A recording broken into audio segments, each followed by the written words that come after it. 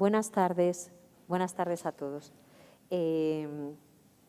Sigue este ciclo programado en relación con el Camino de Santiago en esta celebración alargada y pospuesta del Xacobeo.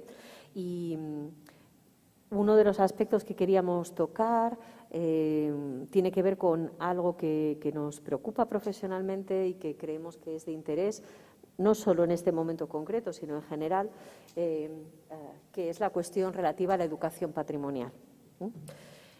Cada vez que se usa esta expresión, creo que instintivamente la mayoría de la gente piensa en los niños y la verdad es que niños y niñas, en último término, son un público cautivo, ¿no? en según qué actividades. No escogen ellos lo que van a hacer y sencillamente encajan en unas propuestas que les hacemos.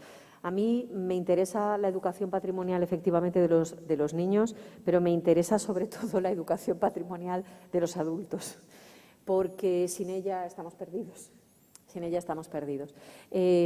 Creo que, en general, la falta de conciencia del valor del patrimonio es algo que podemos corregir en las generaciones futuras, pero que en gran medida es deudor de unas carencias que presentamos.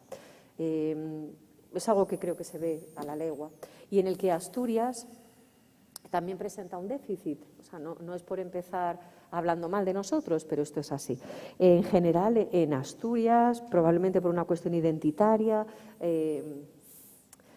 la población en general tiene un conocimiento epidérmico, o sea, muy superficial del valor de nuestro patrimonio, conoce las cosas, pero las conoce un poco por encima y comúnmente el esfuerzo que haría más allá de nuestras fronteras por entender los valores de lo que se le presenta, no lo hace de pajares para adentro.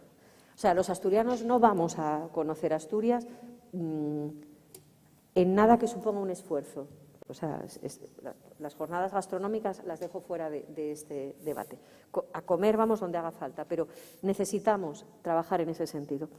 Y en cómo la sociedad valora el Camino de Santiago, que casi pasa por cualquier lugar en Asturias, porque caminos hemos dejado claro a lo largo del ciclo que hay muchos, y el cambio de perspectiva de la sociedad respecto a esto, en gran medida es deudor de todos estos déficits. O sea, solo a fuerza de ver pasar peregrinos nos hemos creído que vienen, solo a fuerza de ver gente que demanda un lugar donde dormir hemos abierto albergues, hemos ido por detrás de la demanda y es importante que cambien las tornas en ese sentido. Dentro de lo que hoy nos va a hablar Nicolás Alonso, nuestro amigo, arqueólogo y buen conocedor de estas cuestiones, porque ha trabajado en distintos centros atendiendo a esos públicos y ejerciendo estos valores de la educación patrimonial en distintas tareas de investigación y de desarrollo de estos programas, viene y la ha desarrollado en una zona en la que yo creo que ha cambiado sustancialmente la percepción de la sociedad sobre los valores de lo que le rodea, que es la comarca de Avilés.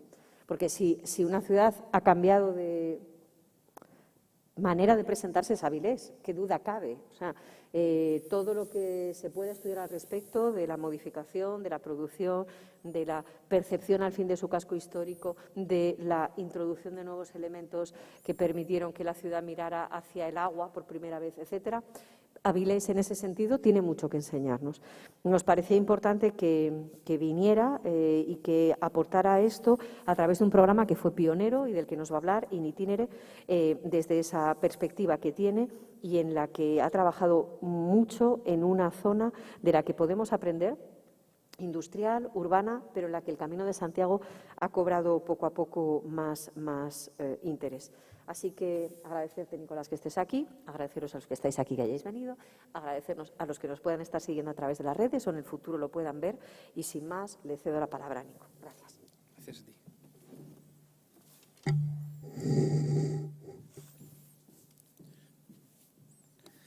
Bueno, en primer lugar, muchas gracias, María Fernanda, por la invitación también al Ayuntamiento de Mieres y, bueno, ya abriste el melón tú un poco con la introducción.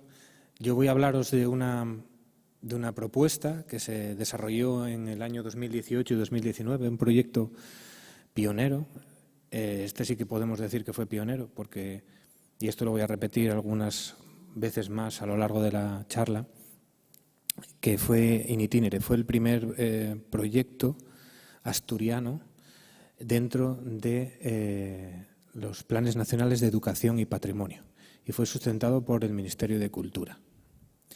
Este proyecto surgió al calor de unas necesidades que iremos viendo después y de manera progresiva, pero no quiero dejar pasar la oportunidad para empezar identificando que este proyecto fue ejecutado, diseñado, ejecutado y puesto un poco también en valor por lo que era el 50% de PAMUA SC, que era la empresa que lo desarrollaba, que era Cristina Heredia Alonso, que actualmente es la coordinadora de didáctica del Museo de Bellas Artes de Asturias. Y no puedo dejar pasar la oportunidad sin mencionarla, ¿no? Porque también este proyecto es hijo de ella. Como digo, fue un proyecto y vamos a hablar de didáctica, algo que es como la hermana pequeña, ¿no?, de todo lo que tenemos que significa el conglomerado del patrimonio en todas sus concepciones y que queda muchas veces no en un segundo plano, sino que queda al margen de los proyectos que ejecutan o incluso de los libros blancos que se ejecutan para muchas otras concepciones del patrimonio cultural en general. Pero vamos a hacerlo de manera muy concreta sobre el Camino de Santiago dentro de estas conferencias. Por eso agradezco también que se haya querido abrir un poco este ejemplo dentro de lo que es un patrimonio de la humanidad, que todos entendemos el valor, de alguna manera entendemos el valor y la importancia que puede tener en Asturias, pero también de escala universal, por su concepción de protección a escala universal a través de la UNESCO. Vamos a hablar de distintos aspectos, no me quiero centrar exclusivamente en uno de ellos en esta introducción, pero sí que me gustaría comenzar con una justificación que tiene que ver con el origen de in itinere y que tiene que ver con la metodología que aplicamos para ello, que es la didáctica del patrimonio. Esta metodología trata de, bueno, cuando comenzamos con esta idea de la didáctica del patrimonio, que no es que nosotros la hayamos inventado, por favor, esto ya viene de muy atrás, lo que sí hicimos fue un análisis crítico de la situación, un análisis crítico que nos permitiera ver los vínculos existentes entre el conocimiento científico y, en el caso del proyecto curricular escolar, aunque bien dijo antes María Fernanda, y quiero volver a señalar, la educación en patrimonio no se centra exclusivamente en la edad, en los menores, en la educación formal, en la educación reglada, sino que nosotros a lo largo de toda nuestra vida estamos inmersos dentro de la educación del patrimonio. Porque uno de los aspectos más interesantes del patrimonio es que siempre es rico, siempre aprendemos algo nuevo, incluso la manera de concebir el patrimonio cambia, evoluciona, se desarrolla. Dentro de ese esquema que veis en pantalla, en esa imagen que tenéis ahí, lo que veíamos que habría cierto déficit entre lo que es el conocimiento científico y el proyecto curricular escolar. La manera en la que llega la información y el conocimiento del patrimonio entre los que desarrollan la investigación, los profesionales, historiadores del arte, arqueólogos, etnógrafos, etcétera, etcétera, y los docentes y alumnos y alumnas de los centros educativos de la educación formal. El conocimiento en general del patrimonio cultural, material y inmaterial, que vamos a ver un poco cómo lo concebimos dentro de este proyecto y vinculado al Camino de Santiago. Bueno, pues desarrollamos un poco lo que es la idea de la didáctica del patrimonio y, como veis, es un poco de ida y vuelta, ¿no? El patrimonio cultural, para hacerlo llegar al proyecto curricular escolar, debe hacerse a través de la didáctica del patrimonio, a través de unas herramientas lúdico-pedagógicas.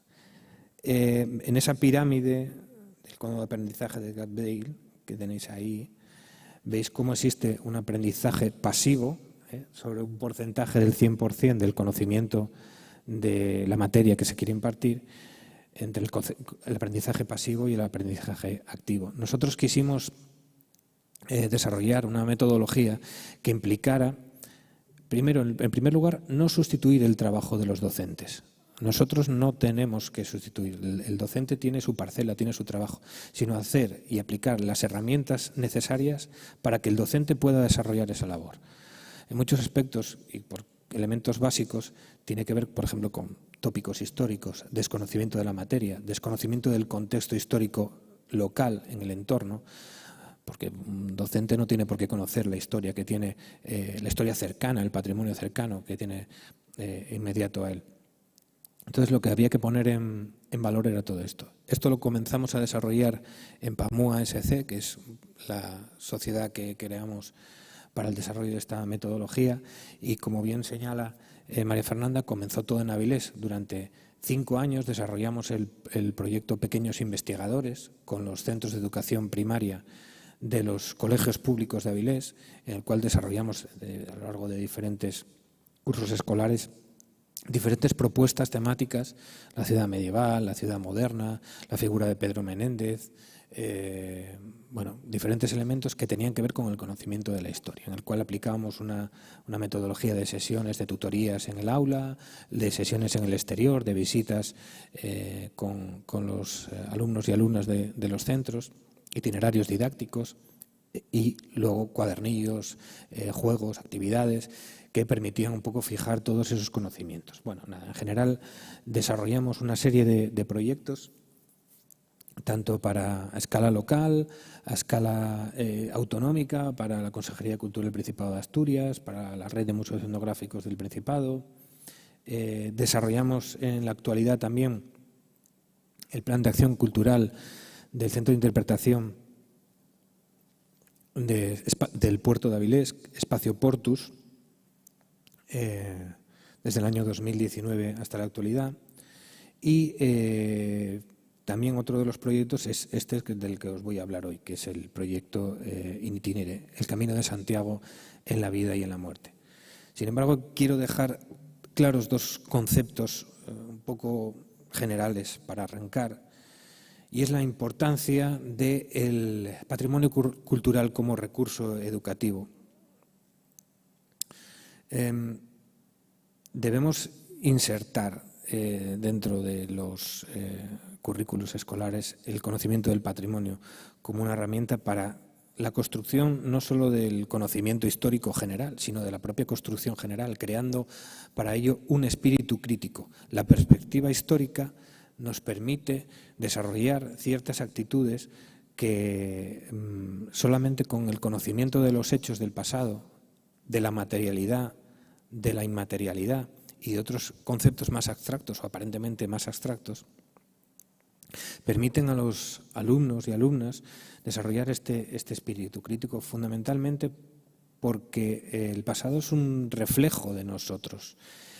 Sin querer adjetivar el pasado, ni hablar de buenismo ni negativismo con respecto a los hechos que ocurrían en el pasado, no se trata de poner valoraciones, sino de entender los hechos como han pasado y de cómo se manifiesta a través de sus concepciones materiales e inmateriales. Luego vamos a volver a estos conceptos. Incluso los organismos oficiales como la UNESCO ya insertan desde sus orígenes la educación en patrimonio como un valor fundamental, y a lo largo de las diferentes cartas y actualizaciones que ha recibido la UNESCO durante las últimas décadas, casi más de medio siglo, siempre y de manera constante y ampliando esta importancia, han ido a más. El Instituto de Patrimonio Cultural de España, dependiente del Ministerio de Cultura, a partir del año 2010 ya desarrolla y crea el Plan Nacional de Educación y Patrimonio, fundamental para que se desarrollen diversos proyectos a escala nacional en diferentes comunidades autónomas, algunos que se mantienen en la actualidad y otros que son el impulso para que luego las comunidades autónomas los desarrollen y le den continuidad en el futuro.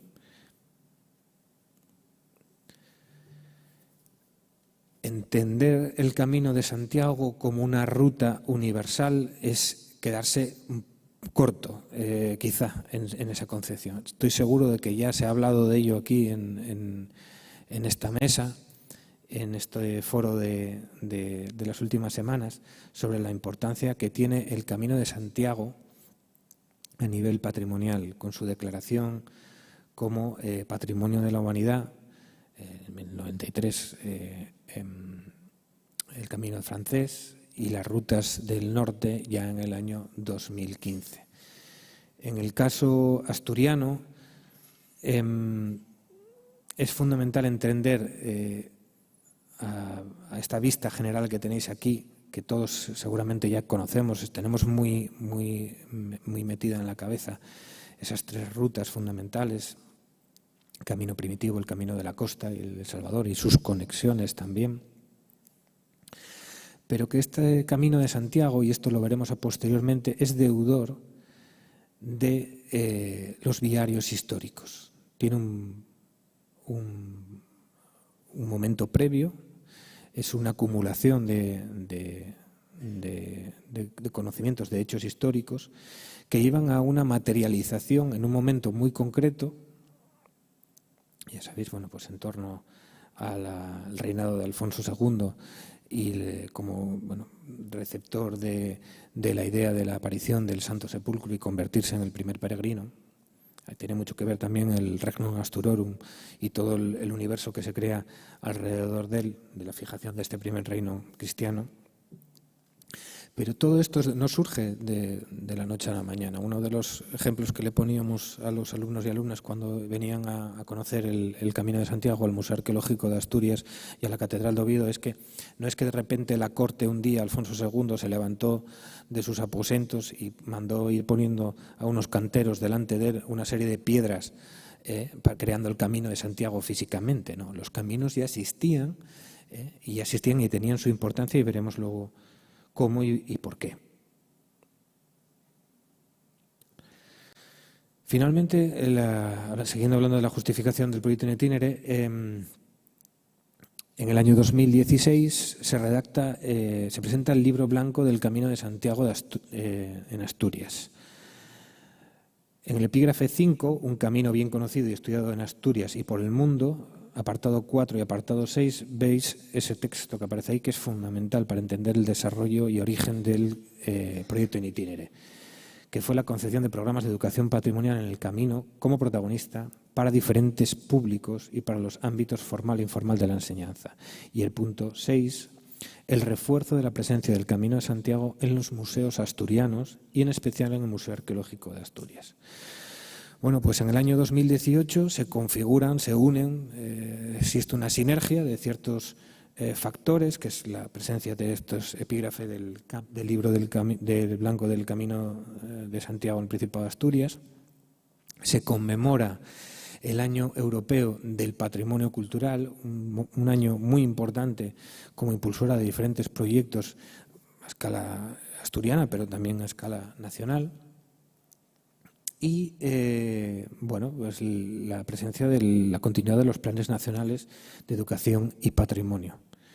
Una vez de la declaración de los caminos del norte como patrimonio de la humanidad, bueno, pues nosotros proponemos a través de la Consejería en ese momento de Educación y Cultura del Principado de Asturias trasladar una propuesta al Ministerio de Cultura para el desarrollo de este proyecto y se acoge como buena iniciativa, se presenta. Lo importante de todo esto, no quiero dejar pasar la oportunidad de decirlo, es que esto lo presentan las comunidades autónomas al Ministerio de Cultura y son el resto de comunidades autónomas las que votan las propuestas.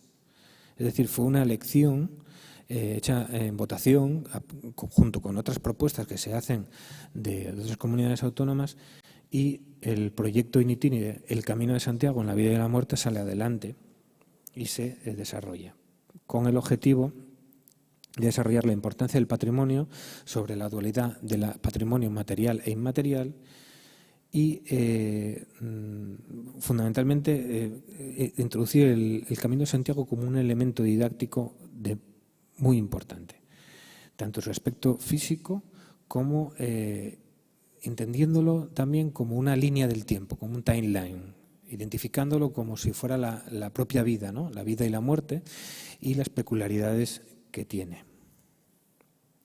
Ese viaje en el espacio y en el tiempo, que también representa el hecho del peregrino en el propio viaje. Luego veremos qué significan también esas motivaciones que tiene el peregrino. Yendo a la base de todo esto, un camino, una ruta, es la unión entre dos puntos. Sin embargo, también hay que hablar de la importancia que subyace la propia manifestación física del camino como elemento del patrimonio material y de los elementos que jalonan todo esto, desde elementos muebles, elementos inmuebles, yacimientos arqueológicos, etcétera, etcétera, hasta su expresión simbólica, todo lo que subyace posteriormente, ritos, paraliturgias, festividades, etcétera, etcétera.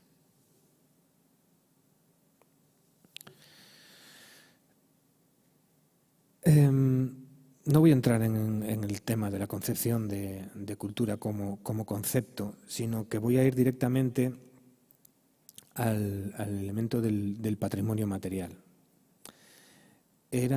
Aparentemente parece un poco complicado insertar el patrimonio material en el propio Camino de Santiago como concepto presente. Sin embargo, bueno, nosotros lo que hicimos fue darle especial relevancia a la materialidad dentro de los espacios que íbamos a utilizar como escenarios para el desarrollo del proyecto. Para la parte material del proyecto utilizamos el Museo Arqueológico de Asturias y para la parte inmaterial utilizamos la Catedral de Oviedo, la Catedral de San Salvador de Oviedo. En estos dos elementos contextualizamos la presencia del patrimonio material sobre una serie de objetos que veremos después y el patrimonio inmaterial desde la perspectiva del viaje del peregrino, utilizando como ejemplo, por ejemplo, la visita de un peregrino en el siglo XIII a la Catedral de Oviedo. Bueno, ahí lo tenéis, desde el punto de vista de la inmaterialidad y las características del patrimonio cultural inmaterial, tiene diferentes aspectos que era importante tener presentes, ¿no? Pues todos esos ejemplos que tenéis ahí de patrimonio cultural material e inmaterial y dentro de la concepción material de los elementos muebles e inmuebles. Tenéis que daros cuenta de que todo esto, que para nosotros puede ser más sencillo de entender, teníamos que llevarlo a un proyecto curricular escolar para los centros de educación secundaria. Conceptos muy abstractos que tenían que llegar a los alumnos y alumnas.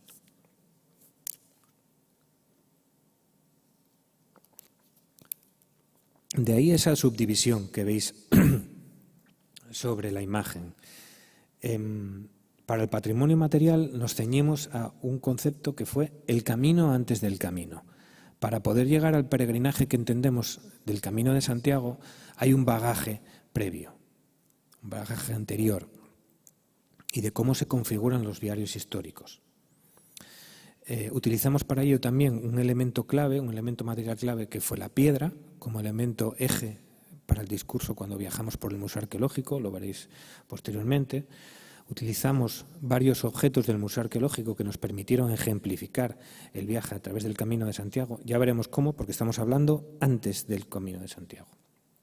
Y desde el punto de vista inmaterial, fundamentalmente nos centramos en tres elementos: las motivaciones, las manifestaciones y los ritos. ¿Qué tipos de peregrinaciones existieron a lo largo de los siglos? No tenemos la misma concepción del peregrinar hoy en la actualidad que en la Ilustración, que en los orígenes del camino, que en época plenomedieval. El camino de la fe, entender la fe, ese elemento abstracto que para nosotros puede ser aceptado, lo entendemos, pero para entender la fe como elemento motivacional para un alumno o alumna de secundaria, pues hay que trasladárselo, ¿no? Entenderlo. Las tradiciones que forman parte de ese conjunto del patrimonio cultural inmaterial, romerías, liturgias, paraliturgias. Las reliquias, entender el concepto de reliquia para alguien que no está habituado a un lenguaje y a una tradición, digámoslo así, católica, cristiana, y fundamentalmente el viaje del peregrino dentro de la Catedral de Oviedo. ¿Cómo fue esa experiencia? ¿Cómo lo trasladamos? A través de dos sesiones. las sesiones, una sesión teórica con los docentes en cada uno de los centros participantes, con una inmersión teórica general, una entrega de materiales didácticos, de cuadernillos, que es esa primera imagen que tenéis a la izquierda, formando de alguna manera a los docentes y no sustituyendo el trabajo del docente en el aula, que es el que tiene que desarrollar realmente el proyecto curricular escolar. Y luego una segunda sesión con los alumnos y alumnas en el Museo Arqueológico de Asturias y en San Salvador Oviedo para desarrollar ese aprendizaje activo que trabajaron en el aula con anterioridad. Y yendo al Museo Arqueológico para hablar de esos objetos y a la Catedral de Oviedo para ir a esos lugares donde estuvieron los peregrinos. Hablar del camino antes del camino resulta un poco complicado incluso, ¿no? de trasladar no solo a los alumnos de secundaria, sino a todos en general, ¿no? Sin embargo, hay que entender que, sobre todo en Asturias es un ejemplo clarificador a este respecto. El uso de los viarios históricos a lo largo de los siglos es algo que ha quedado fosilizado en el paisaje. Tenemos la suerte de conservar un paisaje histórico muy rico que muchas veces ha sido configurado y trazado a través de los viarios históricos. En Asturias conservamos viarios históricos desde época prehistórica, ya veremos algunos ejemplos también después. Aquí, en Mieres, tenéis uno, el viario de La Plata, en el cual se van solapando a lo largo de los siglos hasta el presente diferentes itinerarios históricos. Pero se trataba de hacer ver conceptos que son un poco abstractos, como decía. Entender los orígenes de los viarios con las sociedades complejas, organizar desde la prehistoria la naturaleza en paisaje, es decir, transformar el caos, lo que es ajeno a nosotros de estas sociedades prehistóricas, hacia el cosmos. Por ejemplo, entendiendo cómo se jalonaba el paisaje de tumbas prehistóricas, de túmulos, de dólmenes, que, o casualidad, también se situaban en estos viarios prehistóricos. Parecen muchos de ellos acordes situados a través de los cordales asturianos y que posteriormente sirven para antropizar el medio, es decir, para la propiedad. Crear propiedad de la naturaleza y pasarla a un paisaje organizado. Ahí es donde entra la importancia de los viarios históricos como elementos que configuran ese caos, ¿no? Ese caos desde la concepción clásica, hablando de la concepción de la dualidad caos-cosmos, y la importancia de las comunicaciones, lo que une dos puntos en los cuales estamos seguros y el camino como conexión entre ambos. Estos son unos conceptos que, pues, con diferentes ejemplos a lo largo de todo el Principado de Asturias, vemos con mucha más claridad. En la ventana de la izquierda vemos perfectamente el viario del Monte Areo, donde se encuentra un montón de túmulos en la acrópolis del Monte Areo, por donde pasa actualmente el Camino de Santiago. Y con ese sincretismo que muchos de ellos conservan actualmente, como por ejemplo el dolmen de San Pablo, esa apropiación de las figuras o la religiosidad anterior trasladada al culto cristiano. La carririega de los gallegos, a su paso por Moyapán, en el concejo de Allande, donde pues el mismo patrón se repite, ¿no? Un viario histórico antiguo utilizado también por vaqueiros para el traslado de ganado, pero que está jalonado de túmulos históricos. O la Sierra de Palancas, entre Cudillero y Valdés, donde pues en la actualidad el paisaje se ha transformado totalmente por la presencia de los molinos de eólicos, pero que está también jalonada por un montón de túmulos y del paso del Camino de Santiago por la costa. En la historia antigua se mantiene el uso de estos espacios. En Asturias en la última década el conocimiento de los paisajes de alta montaña se ha ampliado mucho a través de las excavaciones de proyectos fundamentalmente de de elementos campamentales de origen romano, que lo que hacían era introducir el control de estos viarios por medio de la imposición de estos campamentos estacionales, la gran mayoría de ellos. Aquí en Mieres, la ruta de la Vía del Plata, su paso por el concejo y el Camino de Santiago, es un claro ejemplo de sincretismo del viario histórico. La Carisa, la Vía de la Plata, se va solapando la presencia del Camino de Santiago de época medieval, el Camino Real de Castilla, la carretera general de Castilla trazada por Jovellanos en el 18 y en la actualidad la Autovía de la Plata. La importancia del viario se mantiene y Asturias, como digo, es un ejemplo muy importante para el conocimiento de este sincretismo del viario histórico.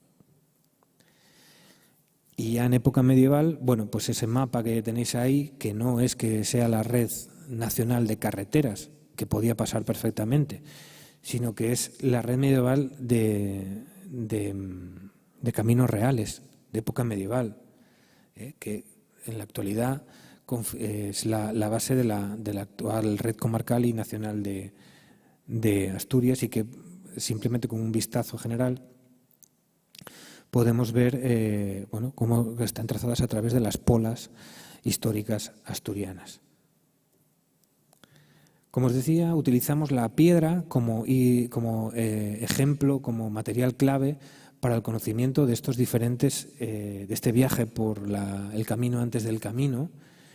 Y es fundamental porque la piedra está presente desde época prehistórica y a lo largo de los siglos como la base para desarrollar la cultura material, como base para desarrollar los diferentes aspectos que puede tener una cultura, desde época prehistórica, desde época, veremos después, en época antigua y en época medieval.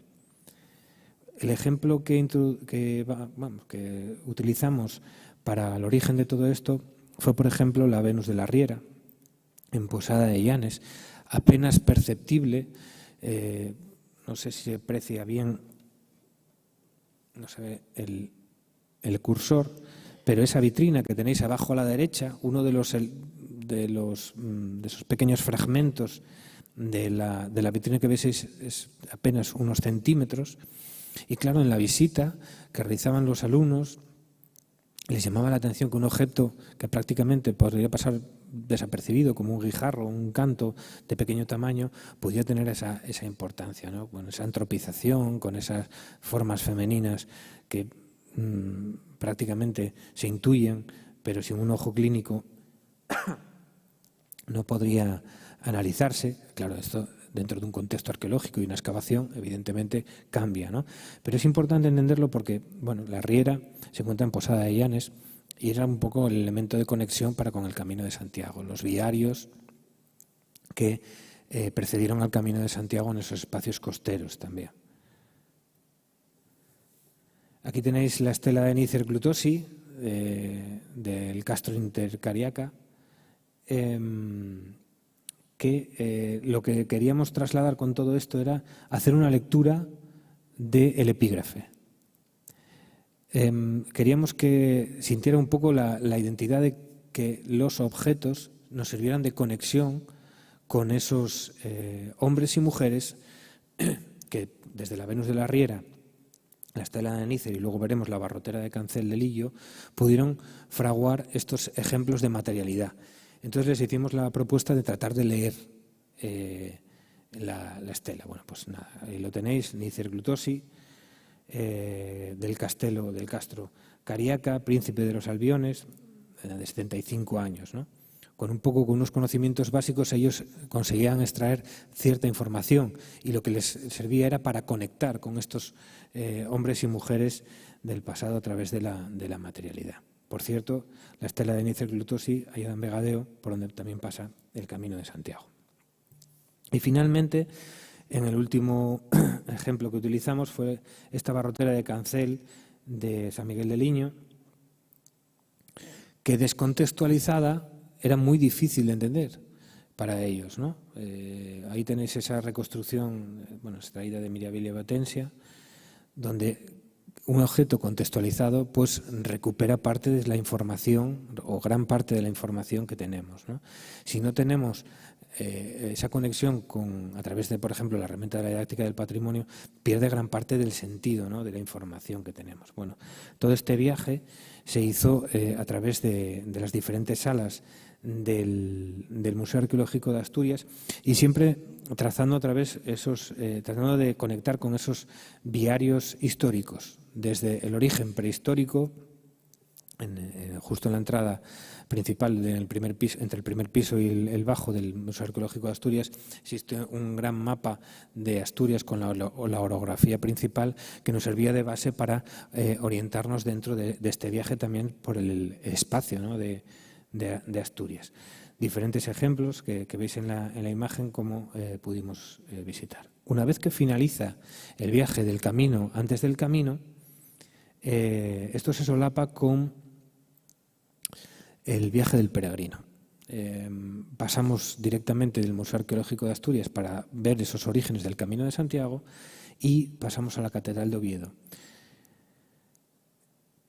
Para comenzar esta visita era quizá complicado hacerles entender qué significaba el peregrinaje, entender las motivaciones de un peregrino. Hoy en la actualidad, el que hace el Camino de Santiago en la actualidad no tiene las mismas motivaciones que la que puede ser el origen del Camino de Santiago.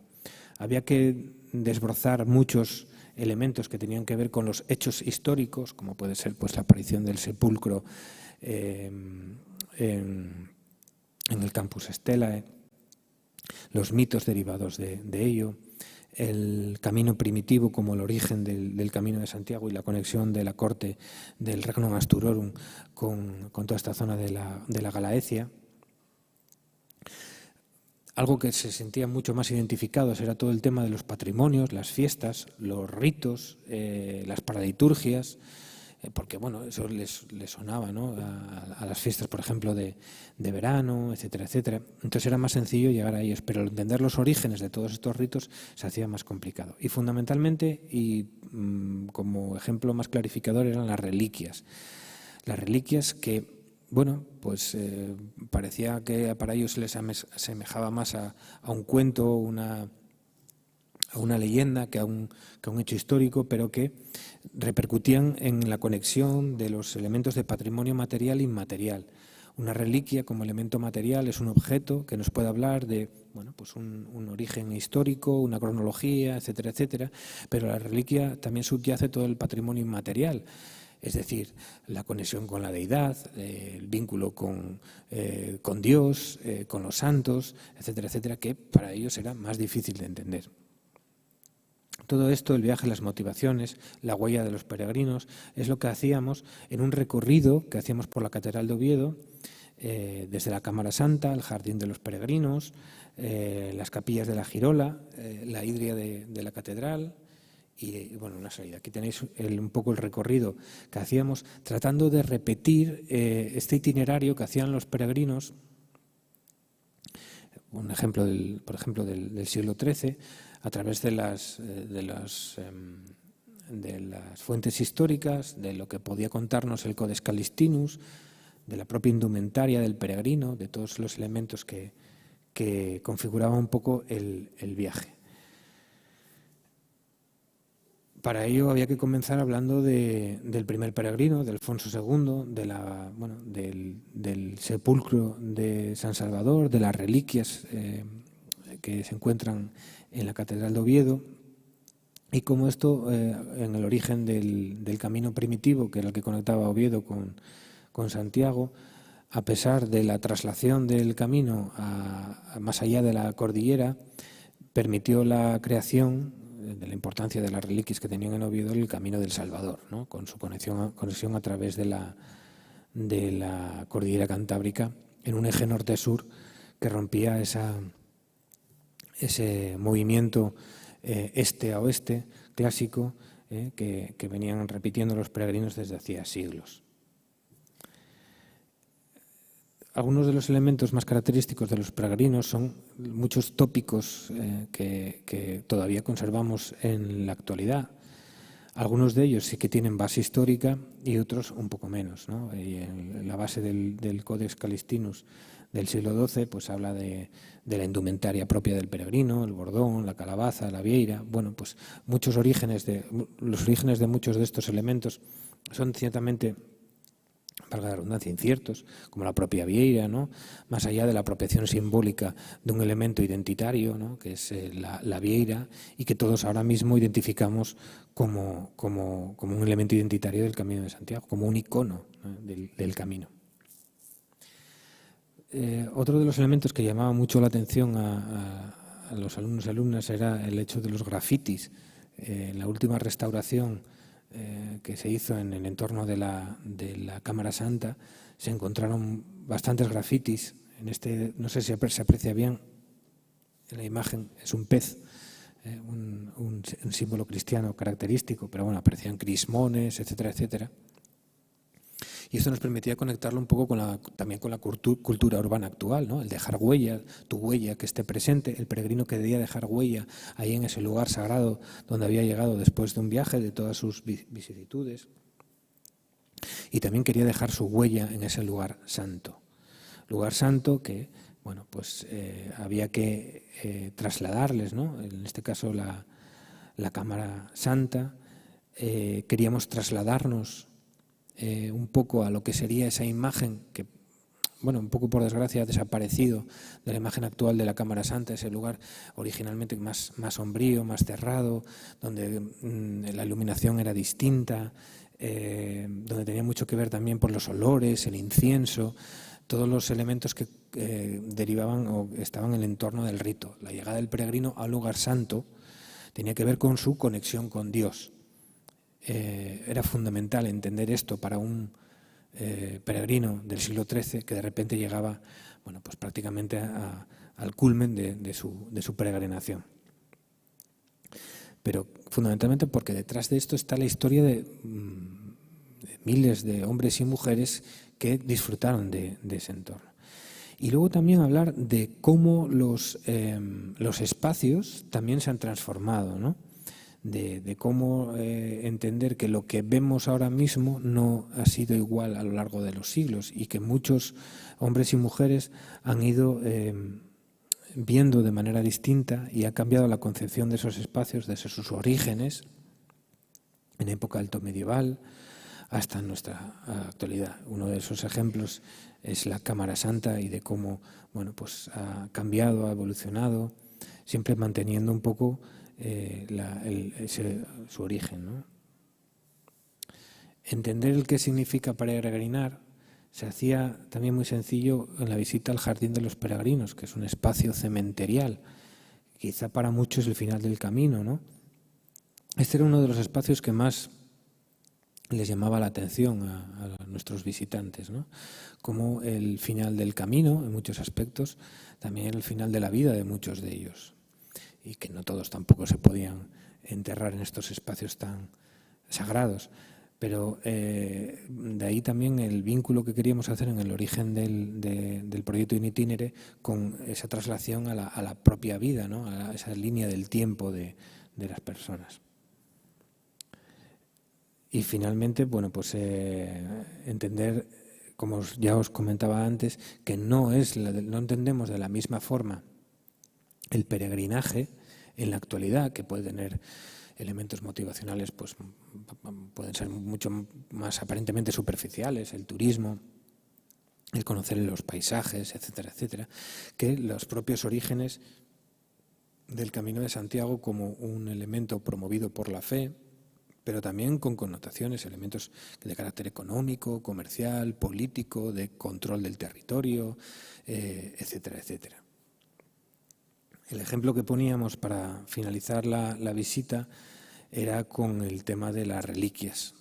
No sé si conocéis un poco pues la historia de la hidria de la Catedral de Oviedo. Bueno, pues ejemplifica que es una de las hidrias que estaba en las bodas de Caná, en la que transformó el agua en vino.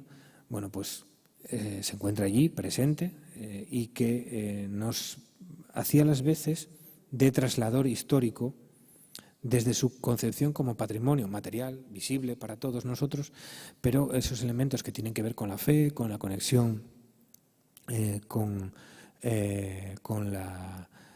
los hechos acaecidos en la Biblia, etcétera, etcétera, ¿no? Que para estas personas que viajaban a los lugares sagrados, pues era quizás el momento más de culmen, ¿no? De todo ello, que llegaban y se hacía más tangencia, más táctil, más presente, ¿no? Y bueno, esto era un poco la visita general a la Catedral de Oviedo, ¿no? que hacía un poco de finalización de toda la visita. Creemos que una experiencia muy interesante que sirvió para que, ya veremos después, más de 800 alumnos visitaran y lograran concebir de una manera nueva y con una perspectiva nueva el conocimiento del Camino de Santiago a través de los fundamentos de la didáctica del patrimonio, que es una rueda que tenéis ahí, que permite a través del disfrute del patrimonio, de su apropiación simbólica y de la comprensión de esos elementos, empezando, por ejemplo, por el patrimonio cercano, como puede ser el Camino de Santiago para muchos de nosotros. Muchos asturianos deben poner más en valor lo que significa tener un patrimonio de la humanidad que en muchos casos prácticamente nos pasa por delante de casa y que, como decía antes María Fernanda, solamente empezamos a dar testimonio de ello cuando empezamos a ver pasar por delante de nosotros peregrinos y peregrinos y peregrinos. Entender el legado histórico de todo esto es algo que se debe hacer a través, entendemos nosotros, de la didáctica del patrimonio. Este proyecto tuvo una duración de un año, pero logramos que 837 alumnos lograran recorrer el Museo Arqueológico de Asturias y la Catedral de Oviedo desde la perspectiva del Camino de Santiago. Total, 10 centros, un montón de grupos que visitaron estos espacios y que además lograron para el futuro una serie de materiales didácticos que se quedaron en estos centros y que entendemos pervivieron no solo al proyecto, sino que se mantuvieron en el futuro, porque esta herramienta permite que los docentes y los centros permitan desarrollar el currículum escolar por ellos mismos, ¿no? A través ya de esos propios materiales que tienen ellos. Los objetivos alcanzados, bueno, pues desarrollar nuevamente la metodología de la educación en patrimonio, en museos y espacios patrimoniales, una conexión, que era uno de los objetivos fundamentales de la didáctica del patrimonio, de la conexión del ámbito científico y los docentes, la creación de una red entre los profesionales del patrimonio y sus docentes, y creo que esto es importante, una gestión eficiente de los recursos del patrimonio cultural. Es decir, por ejemplo, de los museos, de los espacios museográficos, de los espacios patrimoniales, como en este caso la Catedral de Oviedo, y hacer uso de ellos como una herramienta que nos permita conocer nuestro pasado. Bueno, sin más, no sé si me he alargado demasiado. Me gustaría despedirme un poco con esta frase, que un poco es nuestro lema de PAMUA desde nuestros orígenes, y es que entendemos que la educación en patrimonio desde la infancia es el primer paso para desarrollar el respeto por la cultura, la perspectiva histórica y el espíritu crítico. Muchas gracias nuevamente a María Fernanda por la invitación, al Ayuntamiento de Mieres por hacerme partícipe de este proyecto tan interesante. Y nada, sin más, muchas gracias a todos por la asistencia, tanto aquí como en la red.